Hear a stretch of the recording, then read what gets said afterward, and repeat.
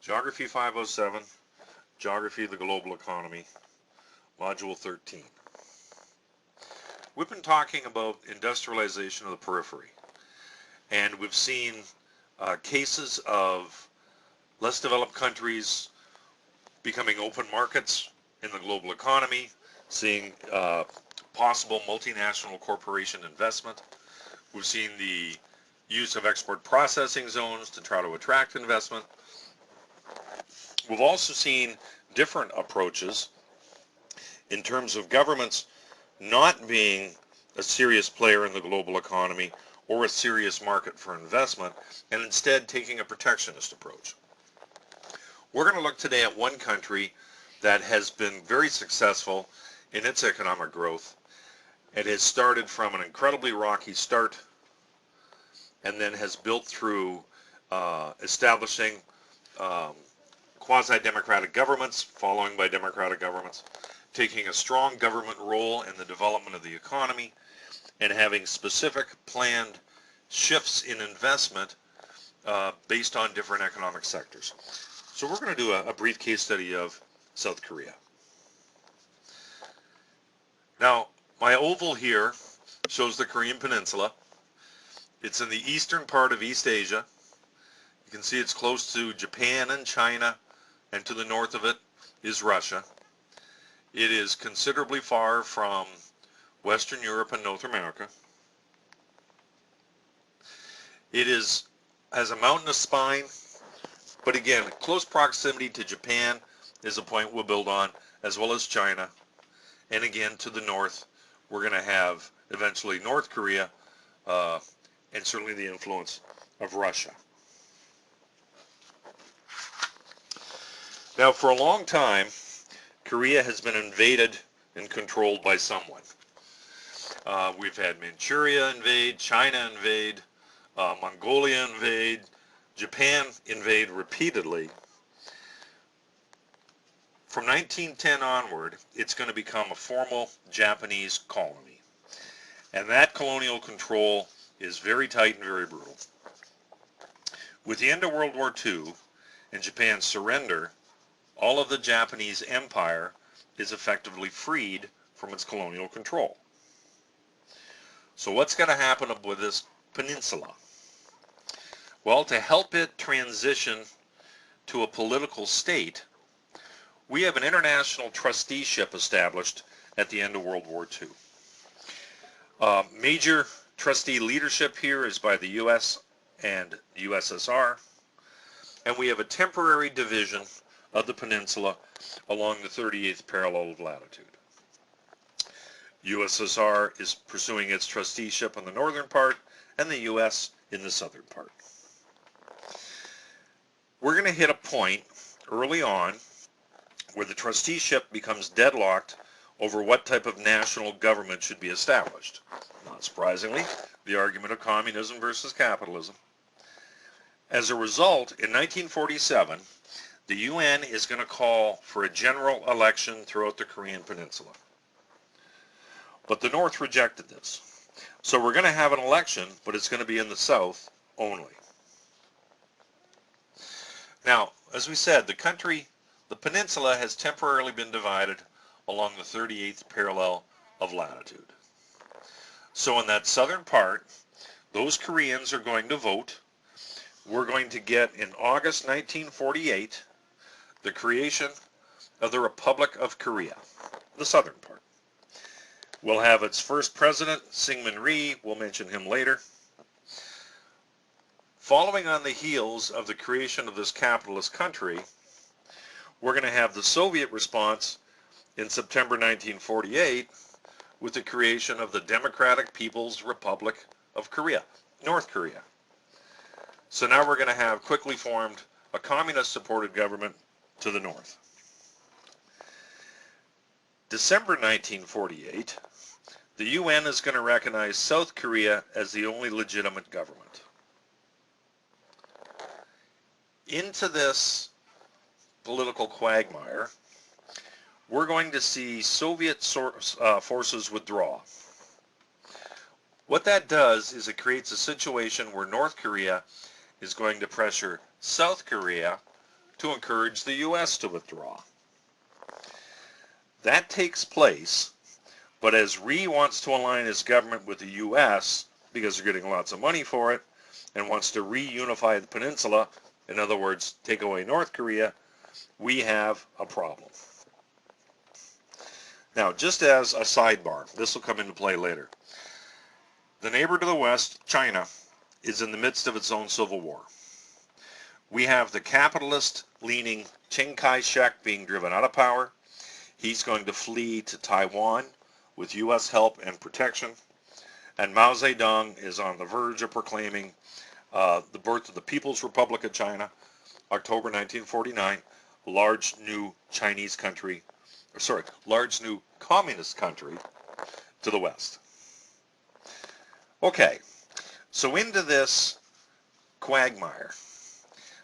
Problems to the west, problems along the peninsula, talk of the South dominating the whole peninsula under a capitalist regime. Into this, on June 1950, we're going to get the start of the Korean War. The North is going to invade. It's going to overtake the capital of Seoul. It's going to drive the South Korean army all the way back to Busan, a city on the southern coast. We get a lot of destruction and a quick decimation of our fragile states that have been created. The UN responds by sending in 16 countries led by the US. They're going to push the North Korean troops all the way back and north of the Korean Peninsula into China. China is going to become involved in 1951 on behalf of the North Korean communist side. We're going to end up with thousands killed, much of the country destroyed, and after 3 years of fighting, we're finally going to get an armistice. We're finally going to get a stalemate. We're going to have ownership, so to speak, creation of countries, take place once again along the 38th parallel. Along that 38th parallel, we're going to have the creation of something called the Demilitarized Zone, or the DMZ. That's probably the most militarized area on the planet. But we have big contrasting ideologies. We have North Korea and China and Russia obviously pursuing a communist centrally planned approach to economic structure. The southern part, South Korea with the US and the soon-to-be rebuilt Japan, we have a capitalist approach. So South Korea becomes a player, a very small dog in a big dog pound. Now, South Korea has for a long time been governed by a succession of authoritarian governments, strongly backed by the military. A major issue has been keeping its freedom. So a strong nationalistic leaning government has been tolerated, even one that's been exploitive. And its leaders, starting with Syngman Rhee, the first president, have been very dictatorial and oppressive and corrupt in the handling of economic activities. Now, this is going to eventually lead to big demonstrations and Rhee's eventual resignation in 1960. We're then going to have a formal democratic vote and a democratic parliament put in place, but for a variety of reasons, this is going to get quite quickly overthrown by another military coup, this time led by General Park Chung-hee. So what have we got? We have got a capitalist, quasi-democratic, heavy militarily oriented government. That government is going to start its efforts to pursue industrialization. And the government is going to play a massive role. So under General Park, we're going to see state-sponsored capitalism. Now, one way that the government's going to play a dramatic role is they're going to create something called an economic planning board. That board is going to plan, and we'll get to this in a minute, a series of 5-year plans emphasizing different types of economic sectors. But it's also bigger than that. Where the banks are going to be taken over by the government. They'll be nationalized. The big bank of Korea is put under the government control of the Ministry of Finance. We have very strong influence, therefore, by the government over where loans will take place and where investment will take place. Now, part of this corruption and plan structure is we're going to have a number of businesses become the favored businesses. We're going to get the creation of a giant corporate conglomerate, a number of corporations that will be favored by the government, that will get preferential funding and support, and ones that will do what the government is asking in terms of economic investment. This giant corporate conglomerate is called the Chaebol. So what we have, what appears to be a capitalist market on the surface, underneath we have very strong centrally planned economic approach through the state-sponsored role in this economy. Now, as I mentioned, through the Economic Planning Board, we're going to have a series of 5-year economic plans. We're going to start to see a shift from the primary sector, raw material production, food production, to manufactured goods. We're going to see a shift from import substitution industrialization to export-oriented industrialization. And this is also going to go from simple products to more sophisticated products. So let's have a look at the path. Under the first president and the establishment of South Korea as a country, we get an emphasis on exporting commodities. That's our top box, and you can see on the extreme right-hand side the timeline. Cheap raw materials, agricultural goods. We're not doing much more than farming and mining. Once we then move into the 50s, under the first president, we're going to try to shift from importing all our basics to creating them for ourselves. Now, these are cheap, low-end goods. They're labor-intensive goods, but it's trying to reduce reliance on the outside world.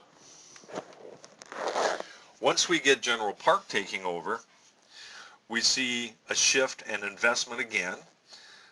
Now exporting those cheap manufactures, taking advantage of labor-intensive products, and trying to bring in more outside money by selling cheap goods. As that gets successful, they then move into an import substitution for heavy industrialization, iron, steel, machinery. As that progresses, we're going to try to move to an export-oriented industrialization of those products. So higher value-added and skilled product based on lower value-added and labor-intensive products. Now, each of these shifts has been purposefully dictated by the government, purposely financially supported by the government, not giving opportunities to all businesses, but very much favoring specific ones within the Chaebol. They're the ones getting the subsidized loans.